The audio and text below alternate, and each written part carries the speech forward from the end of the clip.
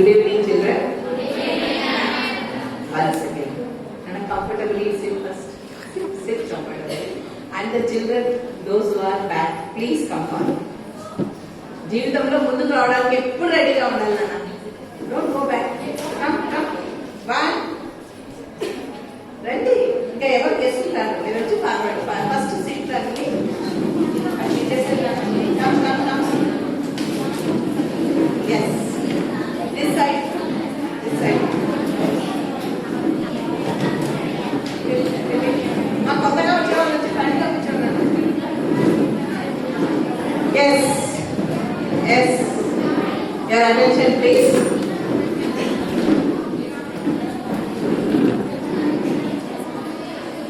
ఏం మాట్లాడమంటారు ఈరోజు? ఇందాక మేడం చెప్పారు కదా.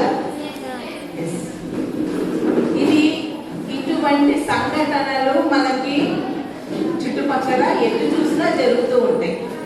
ప్రతి వ్యక్తి తన సొంత అనుభవాలే కాదు, చుట్టూ జరిగే వార్తలు చాలా చూస్తుంటాం. న్యూస్ పేపర్లో, సినిమాల్లో, టీవీ ఛానల్స్ లో, పక్కింటి వార్తల్లో, ఎదురింటి వార్తల్లో చాలా వింటుంటాం. వీటి నుంచి మనం ఏం నేర్చుకోవాలి? ఏం నేర్చుకోవాలి? జీవితాన్ని ఎలా చూడాలి? ఎలా చూడాలి అంటే ఇది ఒక బాటిల్. దీన్ని ఫ్రంట్ నుంచి చూస్తే ఒక రకంగా కనిపిస్తుంది. ఈ సైడ్ ఇది రౌండ్ షేప్ లో ఉంది. ఈ బ్యాగ్ చూడండి. మీకు ఫ్రంట్ నుంచి ఏం కనిపిస్తుందమ్మా?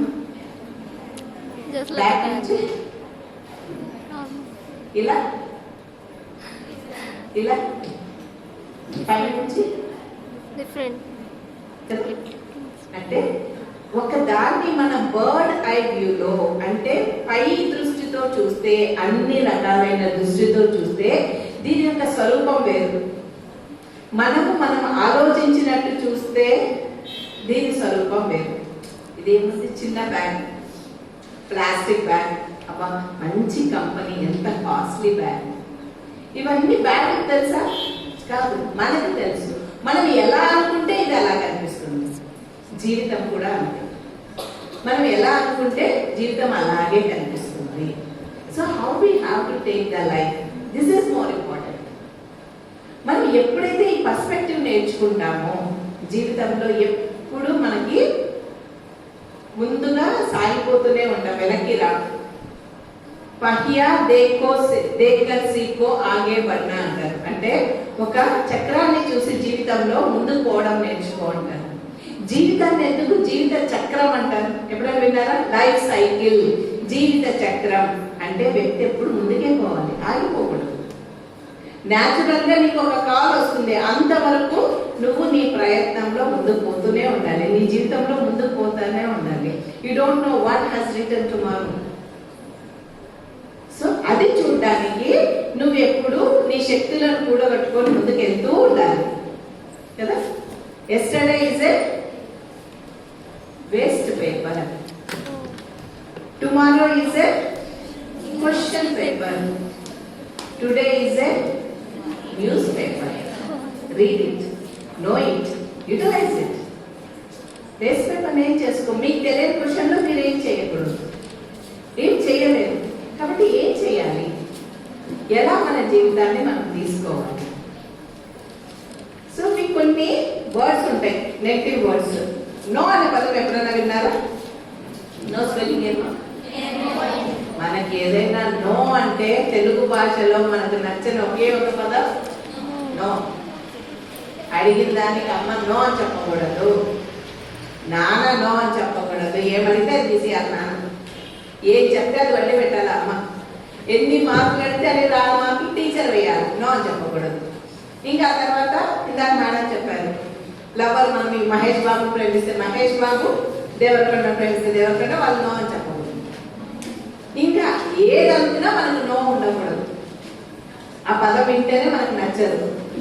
పెద్ద పెద్ద డెసిషన్స్ తీసుకుంటాం లైఫ్ లో. Is it correct? Doctor APJ Abdul Kalam గారు చెప్తారు, నో అంటే నెక్స్ట్ ఆపర్చునిటీ. అమ్మ నో అని చెప్పిందంటే నెక్స్ట్ ఇంకోటి ఇస్తుంది అమ్మ. నాన్న ఈరోజు నో అని చెప్తే నెక్స్ట్ పండగ ఇంకేదో కొనిస్తాడు. టీచర్ నో అని మార్క్స్ వేయలేదు, నెక్స్ట్ ఎగ్జామ్కి చాలా అద్భుతమైన మార్క్స్ వస్తాయి. మీకు ప్రయత్నించండి. ఇంకోటి మనకు నచ్చని పదం ఇంకోటి ఉంది, చెప్పనా? ఫెయిల్. FAIL, fail. ఈ పదం కూడా మనకు నచ్చదు. మనం సినిమాలు చూసినా, సీరియల్ చూసినా, ఏ రోజు హోంవర్క్ ఆ రోజు చేసుకున్నా, లాస్ట్ రిజల్ట్ మాత్రం స్టేట్ టాపర్ మనమే ఉండాలి. ఎంత కష్టపడి రాశానో, ఎంత చదివానో, అయినా మార్కులు రాలేదు. మీ అంతరాత్మని అడగండి, అది నిజమా? మనం ఎంత రాసామో అన్నీ వస్తాయి మార్క్స్, మనం ఎంత కష్టపడ్డామో అంతే వస్తుంది. సో ఎప్పుడైనా FAIL ఫెయిల్ అంటే దానికి ఏమైనా డెఫినేషన్ పెట్టుకోవాలి? First attempt in learning. మన లెర్నింగ్ లో ఫస్ట్ అటెంప్ట్. FAIL ఫెయిల్ అంటే first attempt in learning. Now I feel it a proud privilege to invite our chief guest, Noah George sir, lecturer in civics in Oracle. Please occupy your seat on the dais, and I request one of the students to honor him with a bouquet.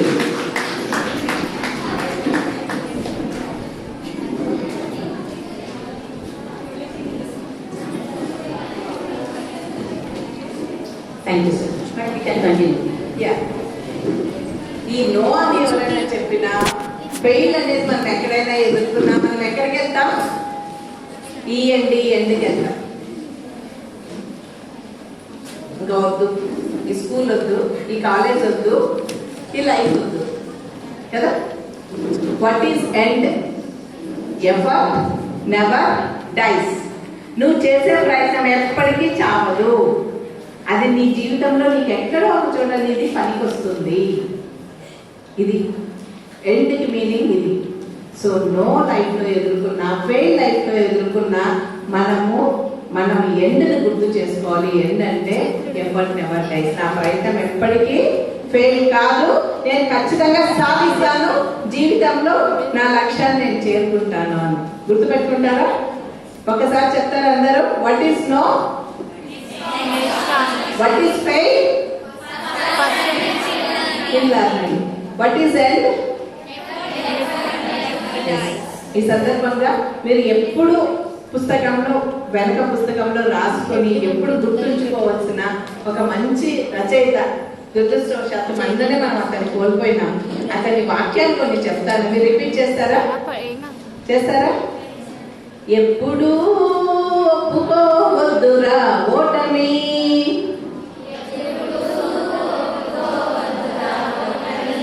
అక్కడ గుర్తులు రాలేదమ్మా. ఎప్పుడు ఒప్పుకోవద్దురా ఓటమి,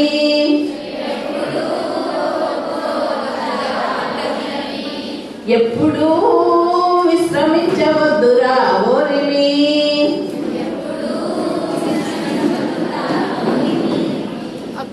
విశ్రమించవద్దు ఏ క్షణం, విస్మరించవద్దు నిర్ణయం, అప్పుడే నీ జయం నిశ్చయమురా, ఎప్పుడు ఒప్పుకోవద్దురా ఓటమి,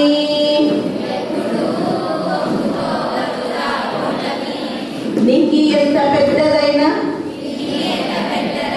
రిప్పుమన్న గువ్వ పిల్ల, రెక్క ముందు చిన్నదేనురా,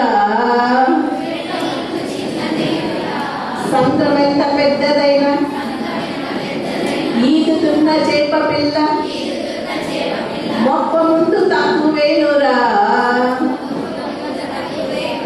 నిశా విలాసం ఎంత సేపురా, ఉషోదయాన్ని ఎవ్వడాపురా, గుటకపడని అగ్ని ఉండ, సాగరాన ఈదుకుంటూ తూరు పింట తేలుతుందిరా, ఎప్పుడు ఒప్పుకోవద్దురా ఓటమి. అర్థమైందా? లిరిక్ అర్థమైందా? నిశా విలాసం అంటే చీకటి ఎంతసేపు ఉంటుంది జీవితంలో? సూర్యుడు మునిగిపోతాడా? అది గుటక పడని అగ్ని ఉండ లాంటిది. అది సాగరాన్ని ఈదుకుంటూ మళ్ళీ తూర్పున వస్తుంది. జీవితంలో ఓటములు, పరాజయాలు ఇవి చాలా సహజము. వచ్చే ఉదయం కోసం ఎదురు చూడండి అని. నొప్పి లేని నిమిషమేది, జననమైన మరణమైన జీవితాన అడుగు అడుగునా నీరసించి నిలిచిపోతే నిమిషమైన నీతి కాదు, బ్రతుకు అంటే నిత్య ఘర్షణ.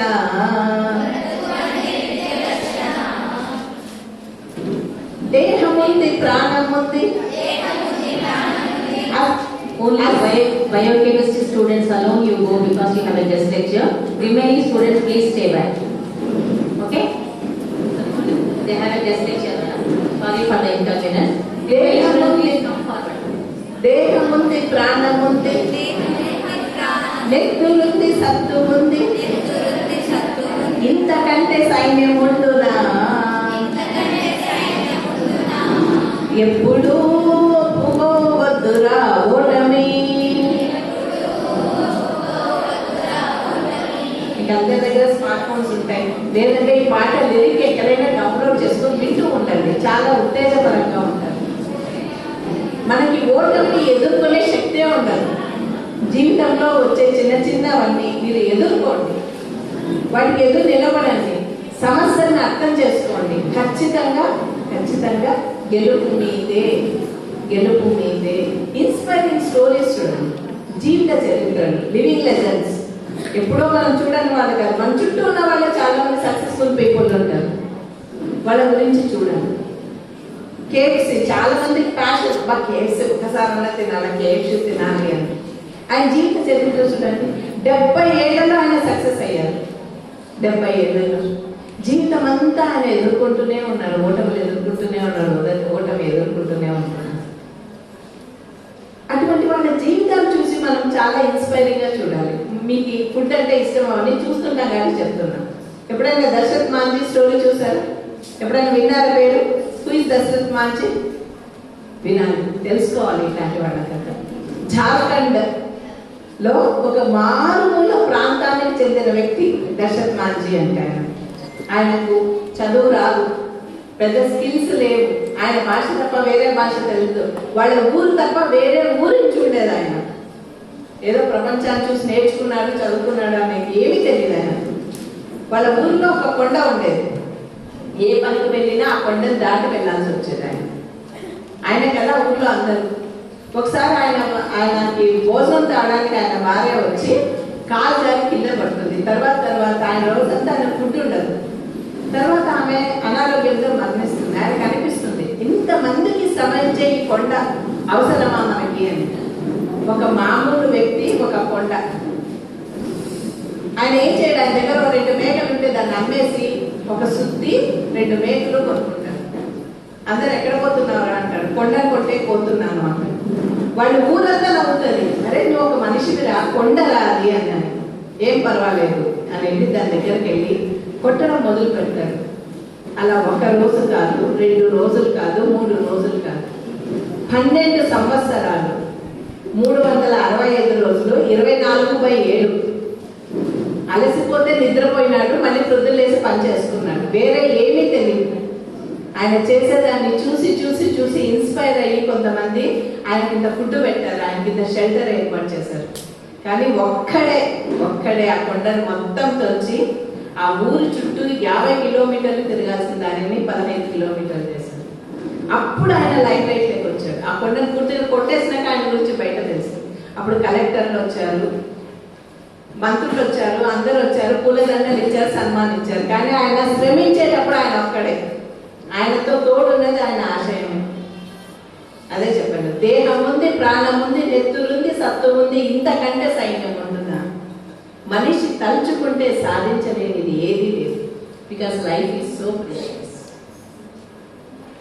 ఇటువంటి ఎన్ని జన్మల పూర్వజన్మ సుకృతమో 87 లక్షల జీవరాశులు ఉంటే మనమే మనిషిలాగా పుట్టాం. మీ పుట్టుకకు ముందు మీ జీవితమే ఒక గెలుపు. అందరికీ బయాలజీ తెలిసి ఉంటుంది, సైన్స్ తెలిసి ఉంటుంది. కొన్ని కోట్ల శుక్రకణాలు పోటీ పడితే ఒకటే అండం, స్త్రీ అండం. ఒక్క శుక్రకణం మాత్రమే దాంట్లో ప్రవేశిస్తుంది, అదే మీరైనా. మీరు ఈ భూమి మీదకి రాకముందే ఎంతో యుద్ధం చేసి విజేతలుగా ఈ భూమి మీదకి వచ్చారు. మరి భూమి మీదకి వచ్చిన తర్వాత, ఇంత జ్ఞానం సంపాదించుకున్న తర్వాత, ఇంత గొప్ప జీవితం వచ్చిన తర్వాత ఎందుకు బలహీనులవుతున్నారు? ఎందుకు మీ లక్ష్యాన్ని సాధించడానికి వెనకడుగేస్తున్నారు? మిమ్మల్ని ఏవి ఆపుతున్నాయి? మీ లక్ష్యాన్ని మీరు చేర్చుకోకుండా మిమ్మల్ని ఏవి ఆపుతున్నాయి? అది మీరు తెలుసుకోవాలి. అది మీరు తెలుసుకోగలరు. ఎవరైనా ఈగలు చూసారా? గద్దెలు చూస్తున్నారు ఎప్పుడైనా? గద్దెలు చూడారు ఎప్పుడు? ఆకాశంలో ఎగురుతూ ఉంటుంది. ఎస్, దాన్ని ఎంత లైఫ్ ఉంటుంది? ఎప్పుడైనా దాన్ని గమనించి చూస్తున్నారా? మనకు వచ్చింది ఇదే, మనం ఎప్పుడైతే తల ఉంచుకొని ఒక మాయాజాలంలో పడిపోతున్నాం. కొంచెం తలెత్తి ప్రకృతిని గమనిస్తే ఎన్నో అద్భుతమైన పాఠాలు చెప్పేవి ఎన్నో జీవులు ఉన్నాయి మన చుట్టూ. గద్దె యొక్క జీవితకాలం 70 సంవత్సరాలు. 70 సంవత్సరాలు. అది ఎంత ఎత్తునున్నా తన యొక్క ఆహారం ఎంత కింద ఉన్నా ప్లాన్ చేస్తుంది. పాము చాలా ఫాస్ట్ పోతుంటుంది. ఏ జీవైనా నేల మీద నడిచేది. అంత పై నుంచి చూసి నేను ఎంత స్పీడ్గా వస్తే దాన్ని తీసుకొని వెళ్ళగలని ప్లాన్ చేసుకొని ఇట్లా తీసుకొని వెళ్ళిపోతుంది.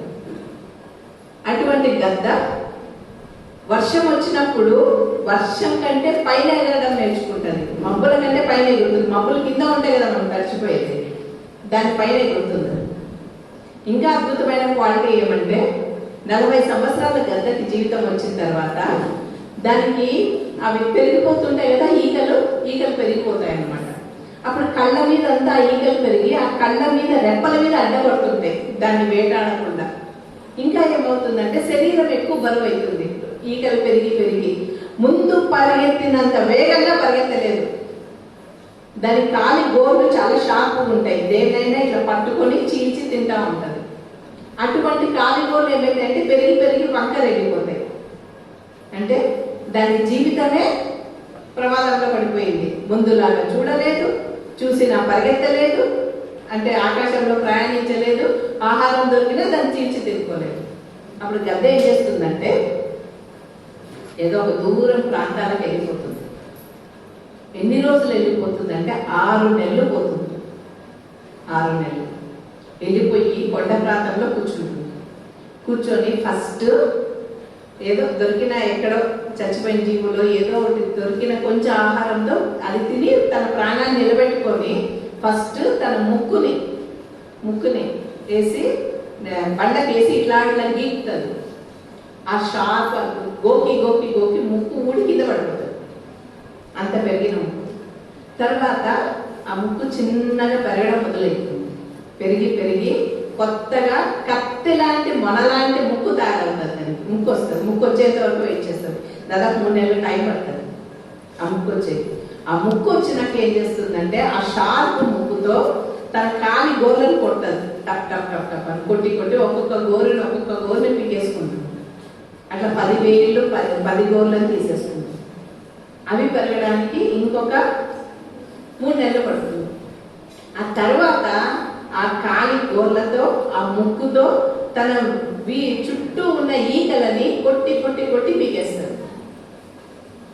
ఆ ఈగలు పెరగడానికి ఇంకొక 3 నెలలు పడుతుంది. అట్లా ఒక 180 రోజులు, దాదాపు 6 నెలలు, ఇంకా ఎక్కువ కాలం అలాగే ఉండి ఒక కొండ ప్రాంతంలో ఎక్కడో ఉండి తన శక్తిని మళ్ళీ పుంజుకొని శక్తివంతంగా తయారయ్యి అప్పుడు మళ్ళీ వేటకు వస్తుంది. మళ్ళీ ఒక 30 ఏళ్ళు చాలా ఆరోగ్యంగా బతుకుతుంది. ఇది మన చుట్టూ మనం గమనించకుండా తిరిగే వేలాది గద్దల జీవిత చరిత్ర. ఇంతకంటే ఇన్స్పిరేషన్ ఎక్కడైనా ఉంటుందా? దానికి హాస్పిటల్స్ లేవు, దానికి యూనివర్సిటీ లేవు, ఒక చదువు లేదు, మోటివేషనల్ క్లాసెస్ లేవు.